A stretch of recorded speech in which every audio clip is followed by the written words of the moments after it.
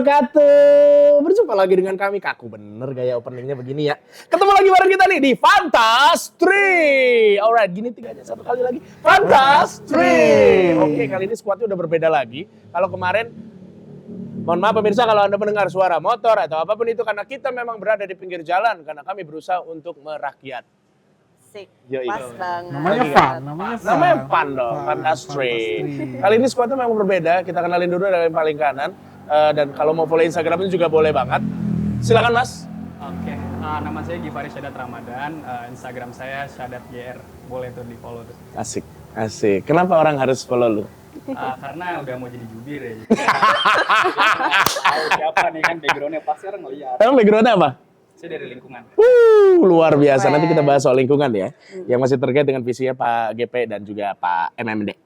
Luar biasa. Ada Mbak Aniska juga. Oh kalau beliau ini senior sebetulnya. Karena udah sering warawiri juga di dunia pertelevisian sebagai reporter. Betul ya Mbak ya? Luar biasa. Silakan Mbak Aniska. Assalamualaikum semuanya. Perkenalkan nama saya Wan Aniska. Biasa dipanggil Niska. Backgroundnya sih tadi memang ya aku seorang jurnalis, tapi itu di tahun 2018 sampai 2017 sampai 2019.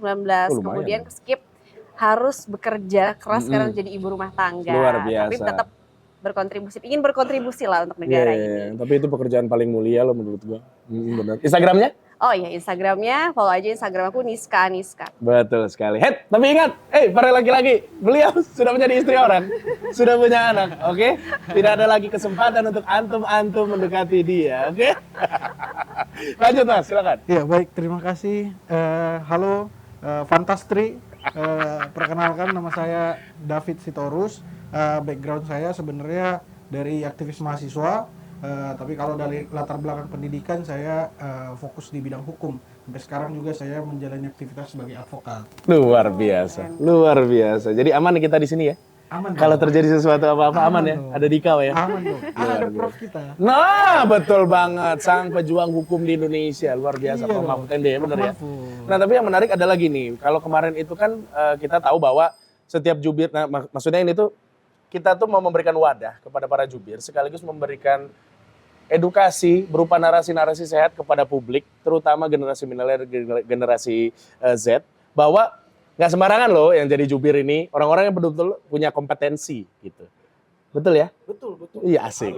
Oke, topik pertama yang mau kita bahas, yang sepertinya sangat erat kaitannya dengan bonus demografi di 2045, stunting. Oke, sejauh mana Mbak Aniska ini melihat stunting di Indonesia atau di Republik ini? Karena aku sudah melewati fase namanya udah punya anak ya sekarang udah punya anak. Aku tuh banyak belajar dari masa kehamilan, konsultasi, dari artikel-artikel yang aku baca. Jadi sebenarnya angka stunting di Indonesia memang katanya dari 2022 menuju 2023 sudah ada penurunan nih. Ya katanya 24% turun dari 21%. Tapi itu sebenarnya bukan penurunan yang secara signifikan karena masih banyak banget daerah-daerah yang angka stuntingnya sangat tinggi. Contohnya NTT, daerah timur ya, Papua, Aceh, itu banyak banget yang masih tinggi angka stuntingnya. Dan kayak aku seorang ibu, ternyata sebenarnya menurut aku ini tuh hal yang sederhana. Karena stunting itu bukan cuman anak sudah dilahirkan terus kekurangan gizi. Jadi stunting itu dimulai di 1000 hari kelahiran anak. Bahkan dari dia sudah jadi embrio nih Mas. Ya, dari mulai embrio ya? Dari embrio. Jadi bukan cuma soal makanan, tapi bagaimana si ibu juga aware terhadap kesehatan dirinya. Jadi makanya kalau kita ke dokter biasanya dicek kadar vitamin D-nya nih gimana, kadar HB-nya gimana, karena itu sangat mempengaruhi perkembangan janin di dalam perut. Betul. Itu tadi. Tapi kalau bicara soal penurunan kan berarti sebenarnya program pemerintah tuh udah oke kan ya? Maksudnya tapi memang harus dioptimalkan lagi gitu kan ya? Sebenarnya yang paling mendasar soal stunting itu apa sih? Karena untuk orang awam, pasti nggak sampai mikir dari embrio harus dipikirin tuh. Pasti orang awam tuh gitu mikirnya. Mulai dari yang lahir, apakah langkah konkret untuk memberikan makan siang gratis kemudian diberikan susu itu adalah salah satu langkah yang tepat untuk mengurangi angka stunting? Gue suka nih kalau sampai ketawa duluan kayak begini nih, gue demen banget nih kayak gini. Iya, aku sempat lihat lah ya ada statement yang memberikan statement seperti itu. Karena salah besar kalau cuma memberikan makan, susu. Karena tadi stunting itu bisa dimulai dari anak di dalam janin kan. Jadi memang edukasi itu penting banget. Ini juga terkait dengan edukasi masyarakat bahwa pentingnya kesehatan ibu, kemudian juga memberikan edukasi. Dan karena kayak gini Mas, kemarin tuh aku punya anak ya, aku suka lihat di sosial media nih, lihat-lihat gitu, orang bikin resep makanan anak tuh yang kayak harus pakai minyak apa, minyak zaitun kah, minyak ini kah, minyak itu, ikan salmon segala macam, dan Indonesia itu kaya banget. Salah banget kalau kalian pikir anak kalian akan cerdas dengan ikan salmon, dengan minyak apalah namanya itu, keju lah itu namanya. Kan waktu itu Bu Susi pernah bilang kan bahwa selain ikan salmon tuh ada ikan apa? Ikan kembung. Ikan kembung. Iya. Ikan kembung kan bisa didapetin di mana-mana ibaratnya kayak begitu. Proteinnya tinggi banget dan kayak telur gampang didapat. Terus juga apa sih, sayur-sayuran ya banyak lah ya kita dengan mudahnya mendapatkan. Telur, ikan kembung lebih tinggi proteinnya daripada ini, jadi nggak usah terlalu direpotkan gitu. Jadi sebenarnya kayak di rumah, aku lagi masak apa hari ini, aku masak tempe, aku masak telur, terus ada sayurnya. Terus aku bikin menu yang sama untuk anak aku, cuman versinya untuk anak kecil gitu. Iya. Nah, bedanya apa kalau versi untuk anak kecil? Walaupun sebenarnya gue tahu ya jawabannya apa. Cuman maksud gue bedanya apa? Maksudnya cara masaknya kah? Atau betul cara masaknya? Iya, cara masaknya kan mungkin anak bayi belum bisa makan yang pedas. Terus diolahnya dengan bumbu yang ringan gitu-gitu loh Mas. Betul. Iya. Itu ini juga loh Mas, sesuai juga sama programnya Pak Ganjar tuh yang dimana dia ada satu desa, satu fasilitas kesehatan. Iya benar. Kayak gitu kan. Iya. Kalau kita lihat dari dari literasi ya, orang-orang di desa itu juga masih ada itu saya ini. Iya. Stunting kayak gitu.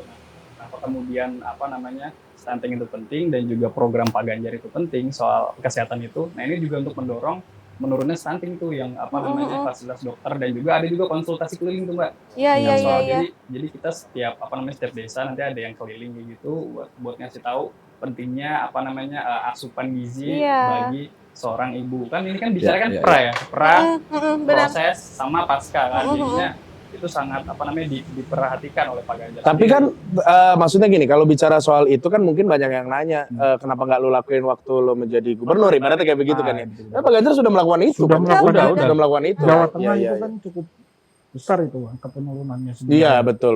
Dan ini perannya dari Ibu Siti juga kan, Ibu Siti Aku juga berperan penting karena beliau kan juga ketua ini PKK di sana. Bahkan di Jawa Tengah sendiri itu penurunan angka stuntingnya drastis. Penurunan dari 24% dari tahun 2018-2022 itu menjadi 11%. Oke. Satu hal yang paling memang penting selalu disampaikan ke publik adalah bahwa Mas Ganjar ini mau membuat program itu berdasarkan evidence based. Dari apa-apa yang sudah dilakukan di Jawa Tengah. Iya. Nah, itu akan diangkat menjadi untuk seluruh negeri bahwa pemerintah harus hadir. Sebenarnya ini yang paling utama kan. Dalam permasalahan-permasalahan, memang ini permasalahan stunting, bukan permasalahan seperti ekonomi dan segala macam. Tapi ingat loh Mas, kalau misalnya anak-anak kita atau masa depan bangsa kita, anak-anaknya stunting, mau dibawa kemana nanti masa depan bangsa ini? Karena mulai dari anak kecil. Nah, untuk itulah sebenarnya ini harus menjadi perhatian utama. Kenapa? Karena ketika mulai dari anak-anak, ini akan jadi masa depan bangsa. Stunting nggak bisa sembuh. Stunting nggak bisa disembuhkan, tapi bisa dicegah. Kalau ini semakin besar, masa depan kita ya ada di tangan anak-anak yang stunting. Bagaimana negara kita akan ke depan? Ada hal yang kocak. Kemarin tuh gue lagi nongkrong, tiba-tiba memang ya biasalah ada beberapa anak muda terus ngeliat gue gitu, Bang Gilang ya, iya gitu kan. Terus pada minta foto, terus gue suruh duduk dulu, gue bilang gitu kan. Kalian dari mana? Adalah berkegiatan mereka. Terus mereka nanya, Bang, ini abang sekarang masuk politik ya? Iya gitu. Terus gue ajak ngobrol lah beberapa dari mereka. Nah, gue amazed karena beberapa dari mereka ternyata juga concern soal stunting ini gitu loh. Walaupun ya mereka bilang kita mah bukan dari keluarga berada Bang, kata dia gitu. Cuman untuk masalah makanan segala macam memang orang tua kita tuh cukup concern soal itu gitu, sehingga kita bisa berpikir gitu. Ada juga 1-2 orang temennya gitu kan yang akhirnya nggak nyambung atau segala macam. Tapi nggak nyambung gitu atau sebutannya loadingnya lama misalnya gitu. Itu salah satu faktor penting, faktor ini nggak sih, maksudnya indikasi bahwa stunting nggak sih? Gua nggak tahu nih, gua nggak ngerti. Menurut lu gimana? Makanya kan ada data juga yang menyebutkan bahwa 1 dari 4 anak di Indonesia itu mengalami stunting. Aduh. Nah, jangan dari ini kita berapa nih? Nggak ada stunting kan? Iya. Saya justru curiganya stunting itu kalau misalnya lihat beberapa poster-poster belakangan ini itu kan badan kecil, posternya gemoy-gemoy gitu. Takutnya kayak gitu. Itu mah karikatur itu. Karikatur ya. Iya. Karena Mas Gilang, aku tuh sebenarnya tinggal tuh dari masa aku kecil itu tinggal di daerah Trans. Kenapa aku bilang tadi nggak cukup dengan kasih makan siang gratis, susu gratis, edukasi. Tadi Mas juga si Gifar juga ada bilang satu desa satu Vaskes kan ya. Nah itu penting banget edukasi karena di daerah Trans itu khususnya mereka masih percaya sama kepercayaan orang-orang tuanya dulu nih. Udahlah anak dikasih nasi sama sayur bening gitu. Dulu tuh ada tuh yang berita anak bayi, maaf ngomong ya, meninggal gara-gara dikasih pisang apa semangka gitu sama neneknya. Nah itu maksudnya pengetahuan soal itu tuh yang paling penting kan ya. Tapi memang itu banyak loh yang salah-salah persepsi. Makanya penting sekali sebenarnya untuk membenahi pengetahuan atau literasi pada si ibu. Makanya kan kalau ibunya pintar, ibunya sehat, anaknya pasti cenderung tuh tidak akan mengalami stunting. Kita aja sebenarnya mungkin kalau nanti pulang ya coba tanya ibu masing-masing. Ini jangan-jangan waktu kecil nih kalian nih sebelum 6 bulan. Kalau sekarang kan 6 bulan tuh kan itu harus ASI kan. Iya. Nah, jangan-jangan kalian dulu sebelum 6 bulan pernah dikasih air putih atau air mineral. Air tajin. Jadi hal-hal seperti itu penting sebenarnya. Nah, oke, tapi ini menarik karena kalau kita bicara soal taraf hidup masyarakat, kadang-kadang kalau kita bicara soal makanan, apa yang diperlukan oleh bayi segala macam, tapi kan kita juga relevansinya ini berhubungan erat sama warga miskin.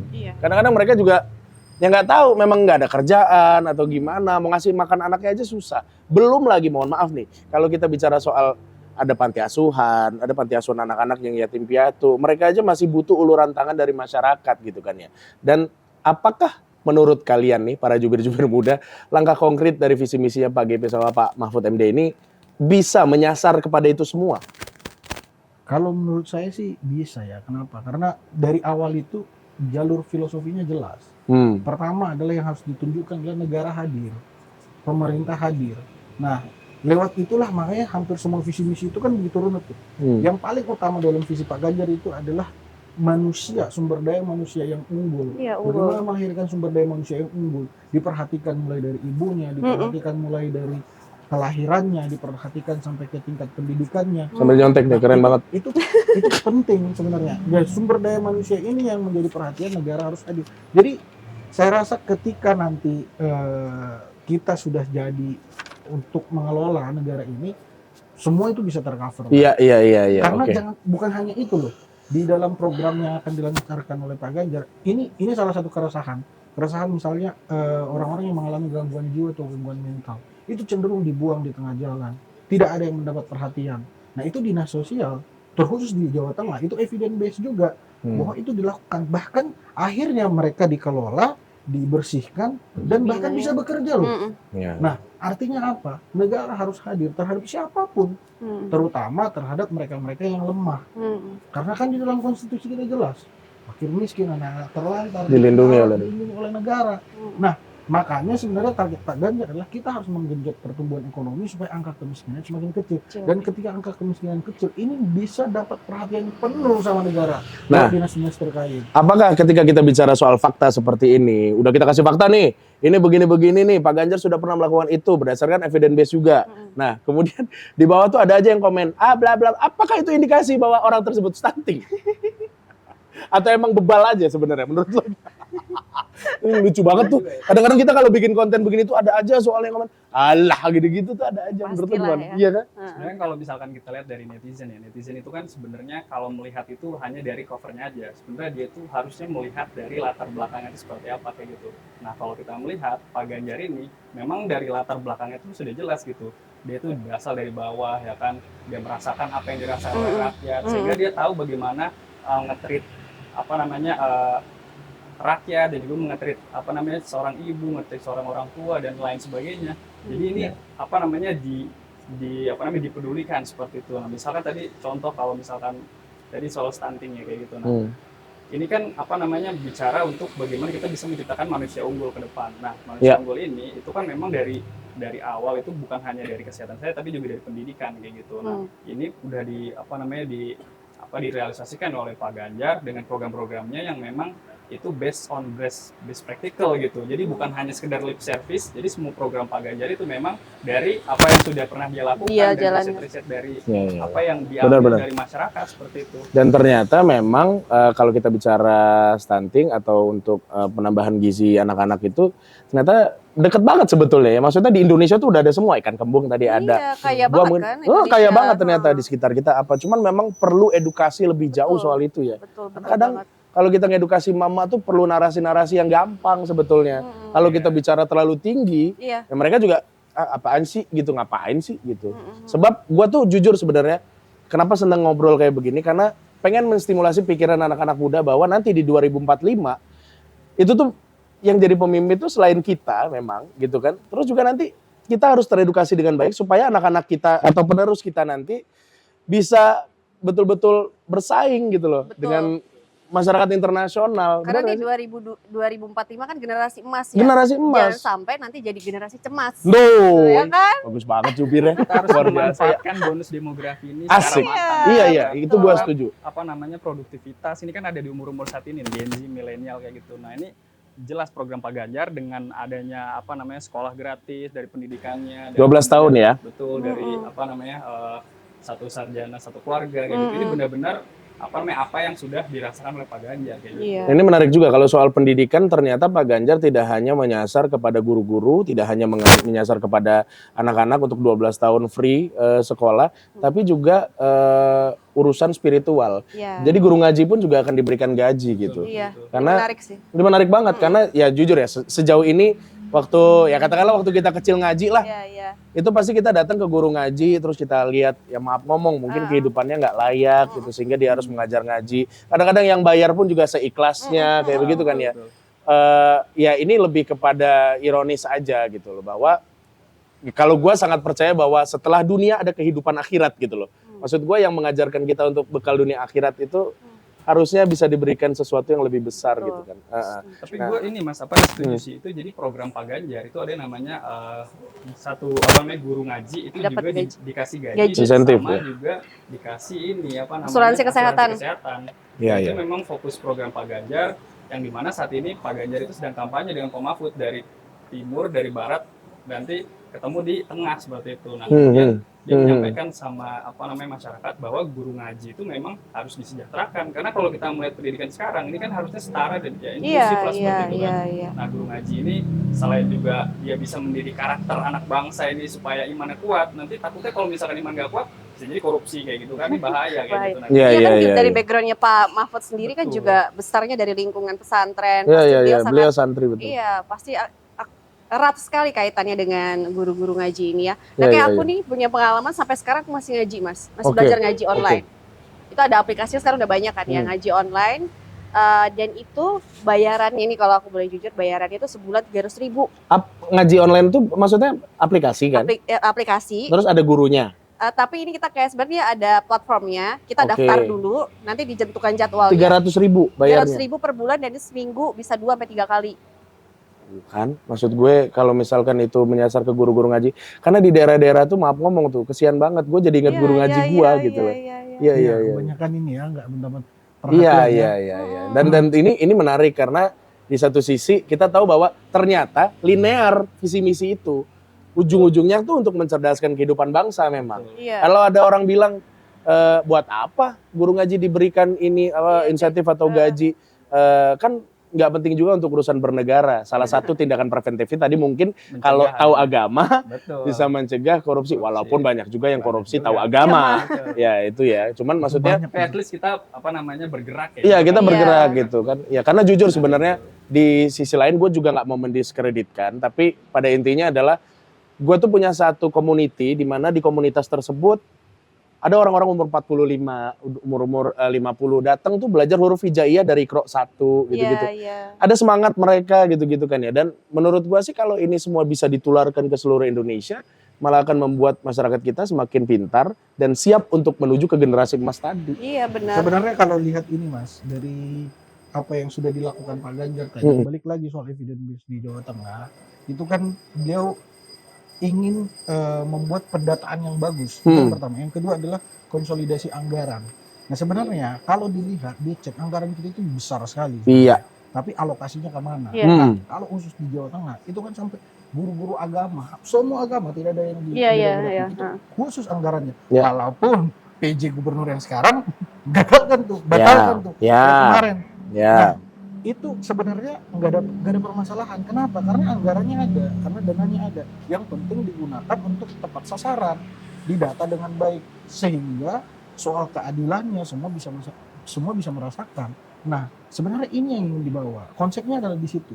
Makanya kenapa Pak Ganjar bilang 20% APBD kita, 20% dana pendidikan, kan itu dicatat di konstitusi. APBN 20% dianggarkan untuk pendidikan. Kalau misalnya APBN kita berapa ribu triliun, 20% dari situ kurang cukup apa sebenarnya? Kalau dikelola dengan baik dan diberikan tepat sasaran kepada guru-guru, tenaga pengajar. Makanya kenapa Pak Ganjar bilang naikin gaji guru? Kenapa? Karena dihitung. Kita bisa hitung jumlah sekolah yang ada di Indonesia. Dan jumlah sekolah kita bisa hitung guru. Termasuk sampai ke guru-guru agamanya sebenarnya. Dari total anggaran itu, berapa banyak yang bisa diberikan? Makanya berdasarkan itulah, kenapa selama ini nggak bisa dilakukan? Masalahnya di mana? Karena masalahnya selama ini, kalau bagi kita, saya sendiri melihatnya, pemerintahan kita nggak pernah komitmen untuk menuntaskan pendidikan itu. Kenapa? Karena salah di datanya nggak serius. Lalu anggarannya kemana? Misalnya ada pembangunan, pengadaan dan sebagainya. Kita masih ingat tuh dana BOS dulu atau bahkan sekarang misalnya dana alokasi pendidikan yang justru nggak tepat sasaran. Tapi kalau misalnya itu dana 20% APBN itu dialokasikan tepat sasaran dan berdasarkan data yang ada, apa yang dilakukan Pak Ganjar di Jawa Tengah berdasarkan evidence dia, itu lebih dari cukup sebenarnya. Mensejahterakan guru, tidak hanya guru agama juga. Iya. Pendidikan gratis 12 tahun. Kemarin tuh aku baca komen baca komen di Instagram yang soal gaji guru yang kata janjinya Pak Ganjar dan Pak Mahfud tuh berapa 30 ya 20 ya? 10 sampai 30. 10 sampai 30. Itu komennya semua negatif. Apa iya itu jangan-jangan hoax? Bisa nggak tuh nanti kita tuntut kalau itu bohong atau kalau jadi hoax bisa nggak kita tuntut? Jadi semuanya tuh kayak nggak percaya gitu loh. Tapi sebenarnya kan kalau ini ya gaji 10 sampai 30 juta itu kan range harga. Tapi karena ini kemauan Pak Ganjar, mau tidak mau itu harus dilaksanakan. Ini kan ada political will ya kalau bahasa ininya, political keinginan lah. Kayak sama kayak BPJS. Kita dulu juga pengen BPJS ini ada seperti itu. Nah, akhirnya beneran ada. Nah, sekarang kita pengen gaji guru itu 10 sampai 30 juta. Nah, artinya memang ini adalah komitmen Pak Ganjar untuk benar-benar fokus pada pendidikan kita. Karena mau tidak mau, suka tidak suka, dulu pas Jepang habis dibombardir sama Amerika itu yang ditanya guru-gurunya ini benar-benar harus ditingkatkan baik gurunya, dosennya, semuanya, karena dari situlah poin utama kita bisa mencerdaskan anak bangsa. Gua kemarin bahas itu juga. Jadi kenapa sekarang banyak anak-anak muda tuh yang nggak mau jadi guru, terutama di sekolah-sekolah negeri, ya karena tadi ya gaji berapa gitu kan ya, bahkan mereka harus ngasih les juga kemana, ngasih les ke sini, capek gitu loh hidup mereka gitu kan ya, kasihan maksudnya dengan. Ibuku guru loh sebenarnya. Oh iya? Iya, guru agama lagi. Tuh, wah pas banget langsung dua hal. Di sekolah swasta atau negeri? Negeri. Di sekolah negeri itu kan, boleh diceritain nggak gimana beratnya? Pasti berat banget loh itu. Iya, ya gimana ya? Ibuku udah puluhan tahun juga kan bahkan aku dulu ibuku yang ngajar dari SD guru agama. Makanya aku bilang tuh kayak memperhatikan kesejahteraan mereka tuh penting banget. Gak ada kita loh di sini yang bisa ngomong di sini kalau nggak ada guru-guru itu ya. Setuju banget. Dan tadi kayak guru ngaji, kita kan bukan cuma butuh ilmu ya Mas, kita juga harus jadi orang yang beradab kan. Makanya dahulukan dulu adab pada ilmu. Jadi generasi penerus itu. Gue mau nanya, kemarin dari gini, bukan cuma kemarin sebenarnya ya. Ada beberapa anak-anak muda ini kan kita tahu ya dari zaman dulu sebetulnya. Anak-anak muda ini kan selalu mohon maaf ketika mengutarakan sesuatu tuh cenderung impulsif. Jadi kadang-kadang yang substansi yang mau ditanyain tuh nggak jelas tuh. Jadi muter dulu kemana-mana. Baru ke titik poinnya gitu kan. Kemarin kan ada salah satu mahasiswi yang nanya ke Pak Ganjar kan gitu juga. Berapi-api. Ya, walaupun kita tahu lah bahwa anak muda ya memang seperti itu. Tapi menurut teman-teman sendiri kayak gimana? Maksudnya ini harusnya tuh anak-anak muda tuh bisa lebih seperti apakah atau gimana menurutnya? Tapi kalau menurutku ya, dengan adanya seperti itu, sebenarnya kalau misalkan kita bicara impulsif, muter-muter itu nggak jadi masalah. Dulu aku juga kayak gitu Mas, jadi awal tuh sebenarnya mental dulu. Kan? Nah baru kemudian kita ngomong kayak gitu. Nah menurutku itu hal yang penting jadi anak muda. Kenapa? Karena kita memang perlu kritis gitu. Itu adalah hal utama kita untuk membangun generasi yang akan datang gitu. Garis bawahi ya, anak muda tuh perlu kritis ya. Betul, perlu Berarti kalau misalkan diajak dialog atau diskusi harusnya mau gitu maksudnya Mau, kan? harusnya mau dan juga Mau lihat dong, juga harus nih bagaimana- datang. Katanya anak dari muda. capres cawapresnya Nah, itu. juga harus kritis. Nah itu maksud gua. Apakah sebenarnya gini, kalau gua tanya, menurut ini satu-satu ya, menurut lo anak muda itu representasinya, representatifnya tuh harus seperti apa profilnya? Kalau menurut gua, kita sebenarnya kan lihat representasi itu kan wakil ya. Yes. Berarti kan wakil ini dari yang keseluruhan. Ya. Berarti kita harus lihat dulu yang keseluruhannya. Kalau dari pengalaman saya coba bagi menjadi 2 kelompok anak muda. Kelompok anak muda yang pertama adalah kelompok aktivis nih, kayak saya nih dari latar belakang aktivis, datang kuliah, berusaha untuk kehidupan sendiri segala macam tanpa ada orang tua di belakang atau keluarga di belakang yang support kita berjuang sendiri. Itu banyak banget Mas. Banyak banget. Teman-teman sampai hari ini mungkin di sini atau yang mendengar podcast kita ini juga hari ini sedang berjuang untuk kehidupannya. Itu mayoritasnya. Berarti itu yang harus diwakili. Berarti wakil dari situ yang harus muncul. Yang kedua adalah saya juga punya teman-teman yang punya latar belakang kemampuan ekonomi, orang tua yang mapan segala macam. Tapi ingat Mas, mereka itu ingin keluar dari bayang-bayang keluarga. Mereka nggak pernah ingin muncul karena nama keluarga. Bahkan mereka berjuang mati-matian gimana caranya nama mereka diingat bukan karena nama bapaknya, bukan karena nama kakeknya, bukan karena nama keluarganya. Artinya ini mayoritasnya. Kalau ini mayoritasnya berarti inilah yang perlu diwakili. Nah, anak muda yang bisa mewakilinya dari kelompok ini, bukan dari kelompok yang bukan susah, nggak pernah merasakan sendiri berjuang dan menggunakan orang tuanya, menggunakan keluarganya, bahkan menggunakan pamannya mungkin untuk menjadi sesuatu. Itu bukan wakil saya rasa, representasi dari anak muda. Oke. Saya, ya. Mbak Niska sendiri? Iya, kurang lebih sama sih. Sama aja. Nah, cuman yang menarik, gue yakin lu pasti sama juga kan kira-kira ya, kurang lebih sama. Yang menarik adalah kemarin gini, ya udahlah kita bahas lah. Salah satu calon wakil presiden kemarin ditanya oleh salah satu anak muda, ketika dia bilang bahwa saya nyari kerja susah nih. Sementara sekarang masuk dunia kerja itu pasti ada link khusus gitu kan, jalur khusus. Ada yang kenal ini, ada yang begini-begini. Dan itu akan mempersulit orang-orang lain yang mungkin memiliki kompetensi lebih dibandingkan orang yang punya link. Nah, menurut lo gimana soal itu? Dan karena jawaban dari salah satu cawapres ini justru udah lu usaha aja. Padahal menurut gua nih, ini salah satu bentuk kita usaha kan. Nggak gampang. Betul. Gue perlu punya modal, gue perlu punya kamera, gue perlu punya clip on, gue perlu punya card. Dan untuk orang-orang yang punya kompetensi, ibaratnya otaknya encer banget, tapi dia kurang secara finansial, kan agak sedikit sulit kan sebetulnya. Menurut lo gimana? Kalau menurut gue ya sebenarnya, kalau ini kan sebenarnya keresahan kita sebagai anak muda ya, dimana saat ini tuh nepotisme sudah mengakar kayak gitu kan, nah dimana itu juga mempengaruhi dari anak muda itu sendiri. Anak muda yang tadinya udah semangat nih kan, semangat misal kita lagi mau nyari kerjaan gitu kan, kita udah semangat nih nenteng bawa CV kita gitu, kita udah ngantri, tapi tiba-tiba ada orang yang nyelak ke depan ya kan, dan ditanya itu dari mana, ini ada dari orang dalam kayak gitu. Nah ini hal-hal seperti ini yang memang menurut gue ini perlu dihilangkan kayak gitu, karena kita sebagai anak muda itu adalah generasinya pelopor kayak gitu kan, dan generasi perintis, bukan generasi pewaris. Berarti konteksnya adalah itu dulu yang harusnya dijawab. Betul. Hilangkan dulu ya sebenarnya. Nepotisme hilangkan dulu, baru nah kalau nggak bisa ya lu jadi pengusaha dah. Ibaratnya gitu kan, opsi keduanya kayak begitu ya. Om di kampung saya tuh Mas, jangan sembung bawa golok. Mau dilanjutin nggak? Tapi mohon maaf nih, kita tahulah bahwa yang namanya nepotisme itu selalu ada di semua lingkup pekerjaan. Dan kadang-kadang maksudnya ya di satu sisi ada juga orang-orang yang memanfaatkan itu. Misalkan ya gue tahu posisi gue dan gue kenal sama ini. Oke, gue coba deh deket-deket supaya nanti gue dapet privilege lah di antara itu semua. Cuman yang bisa menjadi counter sangat positif adalah Pak Mahfud.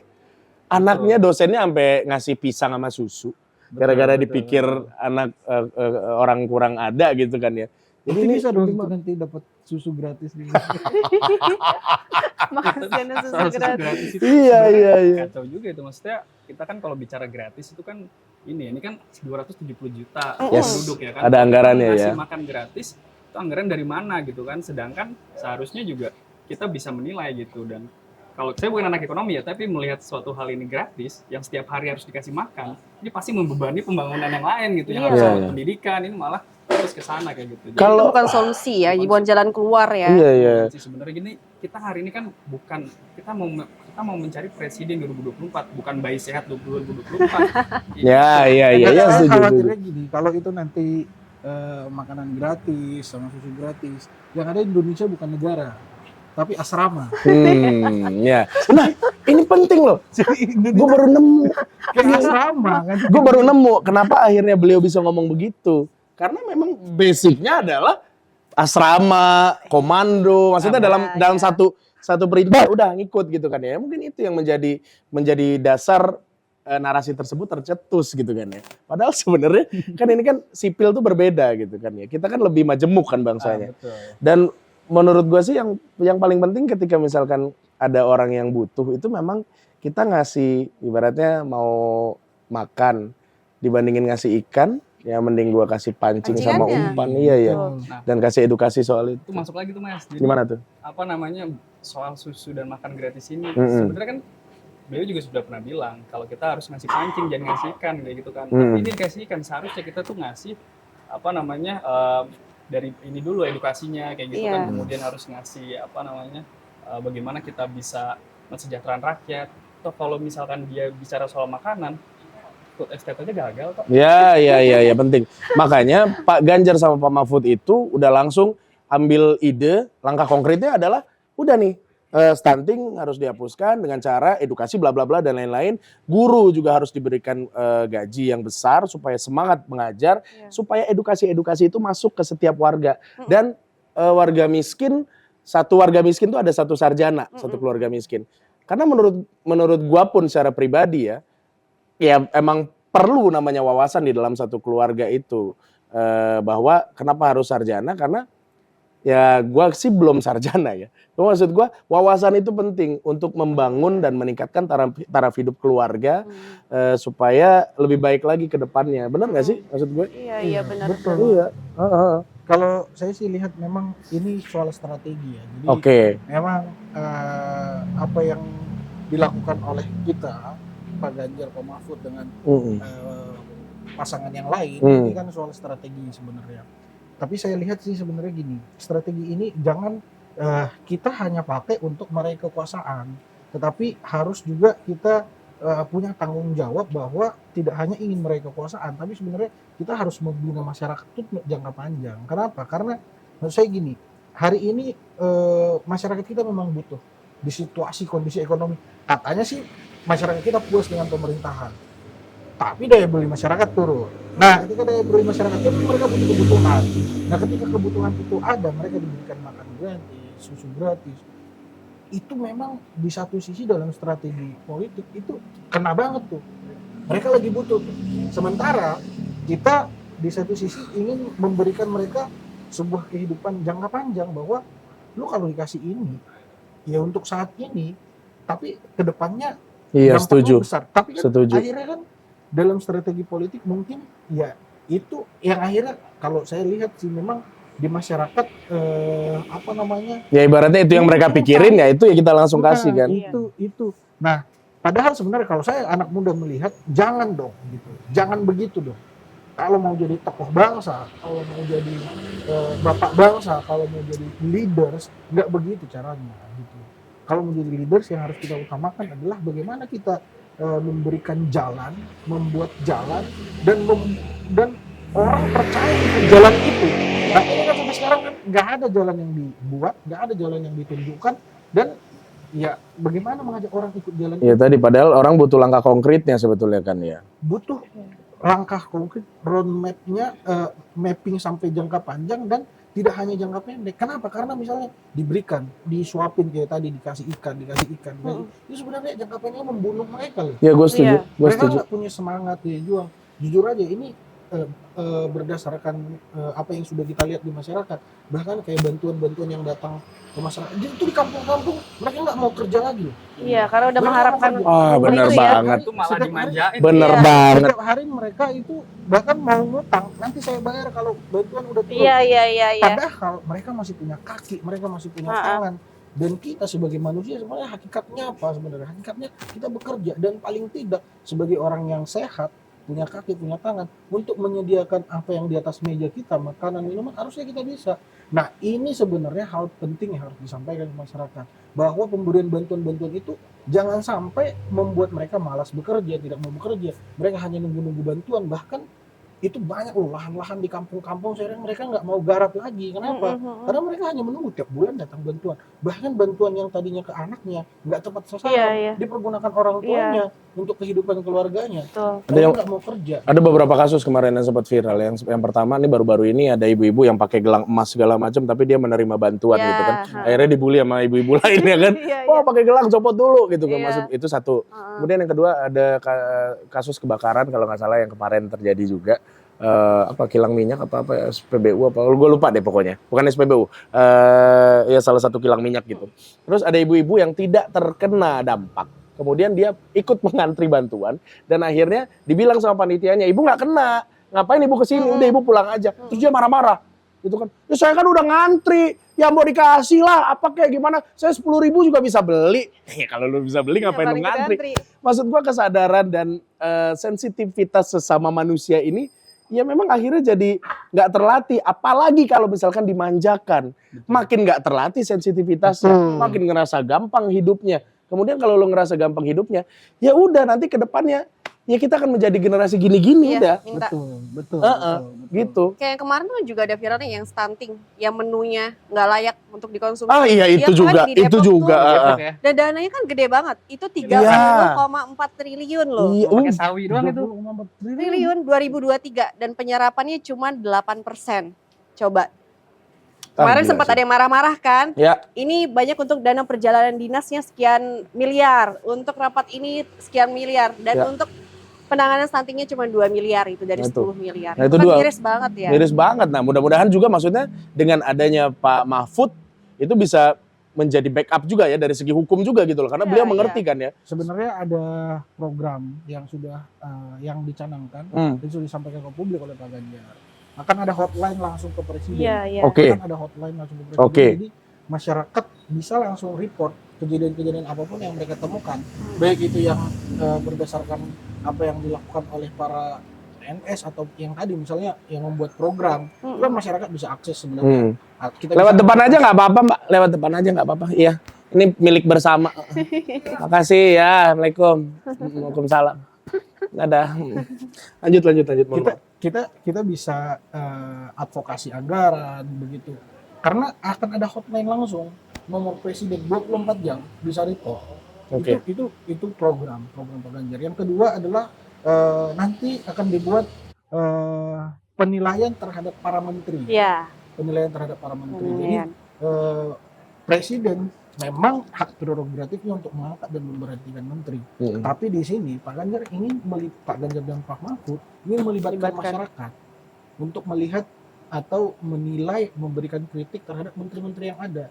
Karena apa? Karena itu penting sebenarnya secara objektif supaya masyarakat kita itu tidak hanya sebagai objek bagi pembangunan kita, tapi mereka juga subjek. Mereka juga dihargain, suaranya didengar, pikirannya didengar.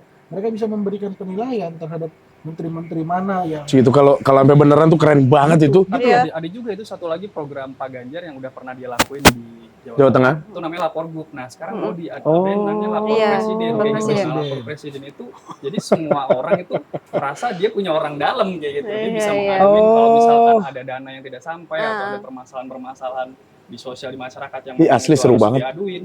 Itu bisa langsung masuk kayak gitu. Apalagi sekarang Pak Ganjar kan digitalisasi ya kayak gitu ya. Dia fokus ada namanya satu kartu itu bisa untuk semua kayak gitu. Bisa untuk benar-benar udah terintegrasi semua ya. Semua kayak gitu. Jadi NIK.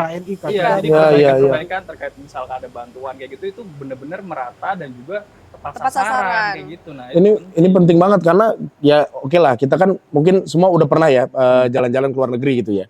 Dan kita tahu bahwa semua tuh udah terintegrasi. Untuk warlocknya tuh mereka udah pegang satu kartu aja. Jadi informasi mengenai KTP, SIM, kemudian semua gaji mereka, semua asuransi, semua udah di situ. Sehingga kalau mereka jalan tuh kan mereka udah ya tinggal tap, ini tap segala macam, udah enak banget gitu. Dan kalau sampai itu terwujud sih, gua rasa sih akan sangat baik untuk negara ini ya. Tapi memang harus diberikan edukasi juga ke masyarakat. Karena kadang-kadang tuh masyarakat banyak yang belum siap dengan hal-hal baru di Republik Iya. ini juga. Menurut gua aja sosial media itu sebenarnya belum siap masyarakat kita untuk menerima sosial media. Menurut gua pribadi ya. Gitu. Oke. Nah ini ada beberapa contekan yang mau diinformasikan juga ke kita. Nggak ada. Enggak, Udah selesai semua. Sudah. Selesai semua. Karena gua tahu banget concern dari seorang ibu-ibu atau emak-emak ini memang ya pasti untuk anak-anaknya lah gitu. Iya, Dan pasti kan kita pengen juga masyarakat atau anak-anak di seluruh Indonesia ini bisa menjadi masyarakat dan rakyat yang unggul lah gitu ya. Kalau bicara soal anak muda, kan kemarin kan di kubu sebelah itu kan membandingkan dengan Syahrir yang menjadi politisi di usia muda. Ya nggak bisa menurut gua. Kalau mau jadi kayak Syahrir, ya lu siap dipenjara dulu. Lu harus melalui apa yang dilaluinya. Itu pikiran, hati, semua tubuhnya itu kan untuk negara. Sementara kan ini enggak gitu loh. Dan Syahrir memulai betul-betul dari bawah. Pejuang loh beliau itu gitu loh. Bukan langsung naik tingkat. Bukan langsung naik tingkat. Dan akhirnya gue cuma takut kitanya akhirnya begini. Oh berarti kalau mau jadi pemimpin atau mau merubah negara ini, kita harus kenal orang dalam. Nah takutnya begitu. Sementara masyarakat tuh perlu dicerdaskan. Mulai dari hal-hal detail. Kayak kita nih ngomong di sini. Kan kita nggak pinter. Tapi kan kalau bicara soal kita yang kita kuasai, kita bisa ngomong panjang lebar. Kayak gue ngomong soal entertainment. Ayo boleh, mungkin ngomong soal jurnalistik, bisa, hukum bisa di sini, lingkungan bisa begini. Cuman ketika itu dijadikan satu kesatuan, wah Republik ini akan top sekali. Dan menurut gua sih pasangan Ganjar Mahfud ini udah pasangan paling tepat ya nggak sih? Betul. Iya nggak sih? Dan menurut gue juga kalau misalkan Pak Ganjar dan Pak Mahfud ini udah nantinya ini kan mau mendekati debat kandidat ya kan, ya nanti tanggal 12 Desember. Tapi kemarin data KPU aja bisa bocor. Ntar gimana kalau pertanyaannya pada bocor? Bahaya nih. Memang itu harus di sistemnya harus dibenahi karena mau tidak mau suka tidak suka ya ini dilihat sama masyarakat luas gitu. Ini kan negara ini kan seperti kita melihat dalam ikan-ikan yang dalam akuarium.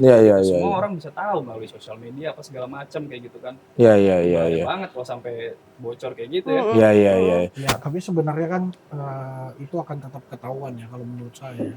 Jadi yang penting tampilkan aja mereka di depan publik. Betul. Karena akan ada momen di mana nanti para kandidat akan saling bertanya. Dan menurut saya juga kalaupun ada panelis yang akan dihadirkan di situ, panelis jangan didikte dong. Jangan panelis, ini pertanyaan harus ditanya, jangan dong. Biarkan panelis berkembang, biarkan panelis menilai, melihat berdasarkan apa yang ingin mereka kritisi terhadap visi misi yang diutarakan, terhadap rencana yang disampaikan oleh calon-calon. Jadi debat ini harus jadi momen sebenarnya dalam bahasa kita anak muda itu kan mengkuliti sebenarnya. Supaya apa? Supaya jangan sampai kita beli kucing dalam kardus. Tapi susah juga menurut gue ya. Karena gini, kalau mohon maaf nih, Rocky Gerung sama Najwa Shihab aja tuh udah komentar soal ini bahwa kalau di KPU itu memang pertanyaannya sudah cerdas cermat ya. Iya, cerdas cermat gitu loh. Dan tugas moderator itu hanya sebagai timekeeper aja gitu loh. Jadi nggak bisa pertanyaan-pertanyaan yang spontan. Jadi kalau menurut gua untuk debat di KPU nanti perlu dilihat. Tapi debat-debat yang lain juga nggak boleh dilewatkan gitu. Karena di situ bisa kita lihat nih mana yang bisa secara spontan menjawab permasalahan tentang kebijakan publik, mana yang mikir dulu, mana yang kemudian muter-muter gitu kan kita bisa tahu semua di situ. Tapi itu menarik sih Mas. Soalnya seharusnya sebenarnya bukan hanya di KPU aja soal debat kandidat atau tadi kata Mas tadi menguliti isi kepala itu di ruang-ruang publik, di ruang-ruang intelektual seperti di kampus ya kan, dimanapun gitu itu harusnya datang juga dari semua capres-cawapres gitu kan. Asli, gue sih nungguin. Maksud gue gini, gue pengen tahu, oke, yang katanya anak muda mana? Gue mau denger narasinya. Karena gue di satu sisi gatel. Kalau emang, maaf ngomong ya, bukan karena kita ada di pihak ini gitu loh. Kalau lo emang keren banget, ya bukan nggak mungkin gue akan pilih lo. Cuma maksud gue dengan lo menghindar tuh kayak sesuatu yang, apa sih gitu maksud gue. Masa jagoan jubir lo gitu loh. Hal-hal yang seperti itu. Yang memoles malah jubir sendiri ya. Cawapresnya malah nggak ngejelasin visi itu dia. Yang 100 lembar betul. Halaman itu kan. Tidak seperti kita barusan. Kita semua jelasin nih, visi misi Pak Ganjar Mahfud begini. Kita jelaskan kan. Dan sebagai jubir pun kita juga punya perspektif masing-masing dan kebetulan perspektif kita itu erat kaitannya dan juga satu linear lah dengan apa yang diinginkan oleh Pak Ganjar dan Pak Mahfud. Harusnya kan anak muda itu kan berani kayak gitu kan. Saya takutnya begini, kalau kita harus menyerahkan bangsa ini dengan jumlah penduduk sekitar 270 juta jiwa kepada orang yang bahkan tidak mau mengeluarkan isi pikirannya, ini kita mau dibawa kemana? Mau Ya, dibawa kemana? saya jadi penumpang loh ini nanti. Itu maksud gue. Siapa yang jadi pilotnya? Kalau pilotnya saya rasa nggak tahu mau ngapain, terus pilotnya juga kita nggak tahu pikirannya apa, terus nggak tahu ya bagaimana kita juga dan kita ngomong begini ini bentuk keresahan kita ya. Maksud gua kita nggak ngerasa karena terzolimi atau apa. Nah, dan nanti mudah-mudahan pihak sana jangan ngerasa dizolimi oleh narasi-narasi ini karena ini merupakan fakta. Dan ini dari hati kita ngomongnya, ibaratnya kayak begitu kan ya. Nonton kayak waktu Mata Najwa tuh? Iya. Nonton kan? Lihat kan ada 3 pasangan kan? Iya. Kita nonton kan ya? Ya mungkin masyarakat bisa menilai lah dari pertanyaan-pertanyaan spontannya Mbak Nana kan. Kita bisa menilai dari jawaban-jawaban 3 paslon ini. Oke. Sebenarnya pengen tahu juga gitu kan, apa sih sebenarnya visi misi yang digaungkan oleh paslon sebelah kayak gitu kan? Iya. Anak muda. Iya, kayak belum ada kedengeran nih. Seperti apa? Nah itu, padahal kan respon terkait putusan 90 itu seperti apa? Nah gitu. itu, padahal dari awal kan dia sudah menenangkan gitu kan. Betul. Menenangkan orang yang lebih senior. Maksud gue itu kayak, walaupun kesannya kayak kurang kayaknya nih, harusnya lebih bahasanya lebih gimana, beradab atau gimana ya. Nah maksud gue, ketika lo bilang menenangkan orang lain, cuman ketika ada forum lu nggak dateng. Betul. Jadi yang gimana kasihan, kita bisa menilai sebagai anak muda? nah gitu. itu maksud gue. Dan gue pengennya nih anak-anak muda yang nonton ini tuh, ayo dong gitu, jangan dikaburkan lagi oleh fakta-fakta yang ada gitu loh. Kalau memang gue sangat terbuka lah, ibaratnya kalau 3 calon presiden dan calon wakil presiden ini semuanya mikir soal bangsa, itu akan sangat seru banget. Betul. Bener-bener mikirin anak muda tuh harus gini. Nah debatnya tuh di area itu aja maksud gue. Iya, bener. Bukan di narasi yang tidak substantif menurut gue, bener gak sih? Iya benar. Jadi politik yang kita dihadirkan itu harusnya politik adu gagasan, ide, visi, bukan politik sekedar gimmick aja gitu. Betul. Selalu disampaikan loh, kita akan adu gagasan. Selalu Kita ya akan nyebutin adu gagasan. Tapi Gagasan nggak yang hadir. mana? Nah itu maksud gue. Gitu kan. Nah, Makanya. tapi kalau saya sih mencatat bahwa pertama itu adu gagasan, yang kedua adalah pengalaman. Ini penting sebenarnya. Kenapa? Karena ya ada juga pasangan yang cukup jago soal gagasan, tapi kita belum melihat apa buktinya di lapangan. Aksinya ya. Konkretnya. Menurut saya 2 hal inilah yang menjadi keunggulan kita, bahwa evidence based ini sudah dilakukan di Jawa Tengah dengan prestasi-prestasi dan program-program yang sudah pernah dijalankan. Lalu kemudian adalah gagasan-gagasan baru untuk ditingkatkan ke negara, ke level nasional gitu. Jadi 2 hal, yang pertama itu gagasannya, yang kedua adalah pengalamannya. Sama kalau dari Pak Mahfud sendiri kan itu kita tahu ya, dia pejuang lah ibaratnya gitu. Banyak kasus-kasus besar di Republik ini tuh akhirnya dibahas karena cawe-cawenya Pak Mahfud. Akhirnya kan ya, Pak Mahfud ngomong terus rame, baru dibahas. Coba kalau Pak Mahfud nggak ngomong, bener. kan tutup beberapa kasus besar. Saya hampir banyak sekali, beberapa bahkan jadi klien lah ya, mereka bahkan itu curhatnya begini, apa kami harus teriak-teriak ke Pak Mahfud, Pak tolong bawa kami temu Pak Mahfud dulu gitu. Jadi memang Pak Mahfud ini sekarang jadi tren keadilan, tren untuk mencari keadilan, tren untuk mencari penegakan hukum yang benar-benar adil bagi masyarakat kecil gitu. Jadi hampir, apalagi itu kalau kita lagi bela mereka-mereka yang berlawanan dengan pengusaha besar gitu, berlawanan dengan yang mereka cenderung mengalami ketidakadilan, itu selalu tuh, Pak, bawa kami Pak ketemu Pak Mahfud, Pak, gimana caranya kami masuk Jakarta, kami bisa ketemu Pak Mahfud. Nah itu tuh sebenarnya yang paling penting. Berarti sangat klop banget ya Pak Mahfud sama Pak Ganjar nih kan. Klop menurut gua, pas banget. Negara harus dijalankan berdasarkan hukum, dan kalau Pak Mahfud diberikan posisi yang lebih tinggi lagi, saya rasa, waduh, itu saya juga akan tenang sebagai seorang lawyer. Saya akan lebih tenang.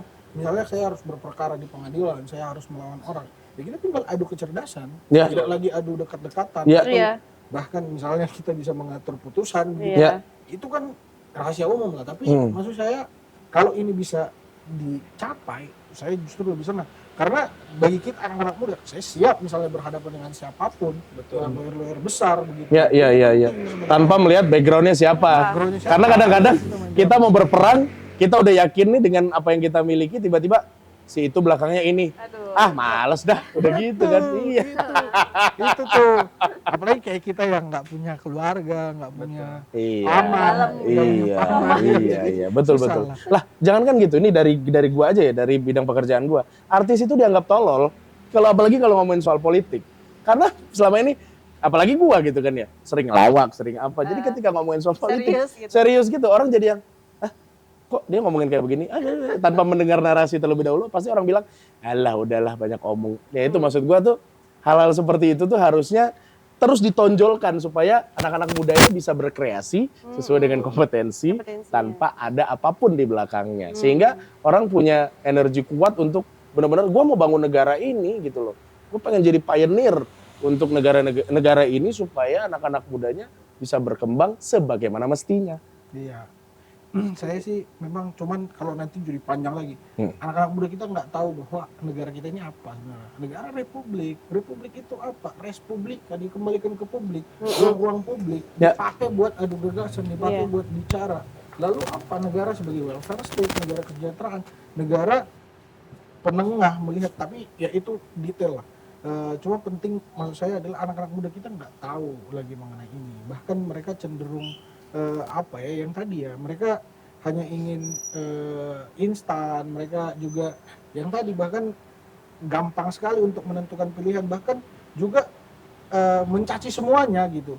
Ada yang benar-benar bilang, mana ada sih yang bersih di republik ini, semua juga punya masalah. Ya sudahlah, berdasarkan kedekatan saya seperti. Nah tapi kan sebenarnya dimanapun akan selalu ada. Cuma kan kita anak-anak muda nggak boleh dong kita ikutan pesimis atau kita ikutan betul. Kita harus yang tadi kayak kata Mas itu bahwa harus jadi pelopor, bukan pewaris gitu ya. Tapi kalau misalkan dilihat dari permasalahan inti utama bangsa ini itu apa sih? Kan kalau dilihat itu kan permasalahan itu adalah korupsi, penegakan hukum. Nah, jadi paslon Pak Ganjar dan Pak Mahfud ini beneran pas sebagai sosok untuk memerangi hal tersebut. Kita yakin kalau misalkan di zamannya Pak Mahfud nanti dan Pak Ganjar nanti memimpin, KKN itu akan selesai kayak gitu. Itu udah jelas. Pak Ganjar pada waktu itu juga di Jawa Tengah jelas kalau misalkan ada yang main belakang soal pendidikan, bayar apa segala macam itu benar di situ. Betul. Sebenarnya ini banyak yang mesti kita bahas, tapi karena waktu juga kan ya. Kayak misalkan korupsi EKTP udah dibantah sama